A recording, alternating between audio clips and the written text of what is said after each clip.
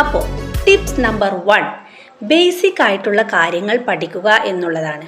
എന്തൊക്കെയാണ് ബേസിക് ആയിട്ടുള്ള മാത്സിലെ കാര്യങ്ങൾ? Addition, subtraction, multiplication and division, ഗുണനം, ഹരണം, കൂട്ടൽ, കുറക്കൽ. ഇതാണ് മാത്തമാറ്റിക്സിലെ ബേസിക് ആയിട്ടുള്ള ഒഴിച്ചുകൂടാൻ പറ്റാത്ത കാര്യങ്ങൾ. ഇതറിയാത്ത കുട്ടികൾ വരെ നമുക്കിടയിലുണ്ട് എന്നുള്ളതാണ് സത്യം. അപ്പോൾ ഈ 4 കാര്യങ്ങൾ നിങ്ങൾ തീർച്ചയായിട്ടും പഠിക്കണം.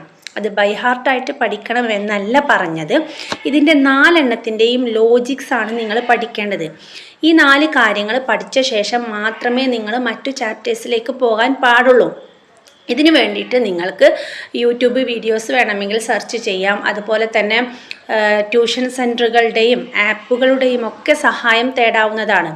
ട്യൂഷൻ സെൻറ്ററുകളിൽ പോകുന്ന കുട്ടികളാണ് നിങ്ങൾ എന്നുണ്ടെങ്കിൽ നിങ്ങൾ ട്യൂഷൻ സെൻറ്ററിലെ ടീച്ചേഴ്സിനോട് പറയണം, എനിക്ക് മാത്തമാറ്റിക്സിലെ ബേസിക് ആയിട്ടുള്ള കാര്യങ്ങൾ അറിയില്ല, അതുകൊണ്ട് ആദ്യം അത് പഠിപ്പിച്ച ശേഷം മാത്രം മറ്റ് ചാപ്റ്റേഴ്സിലേക്ക് പോയാൽ മതി എന്നുള്ളത് നിങ്ങൾ നിർബന്ധമായിട്ടും പറയണം.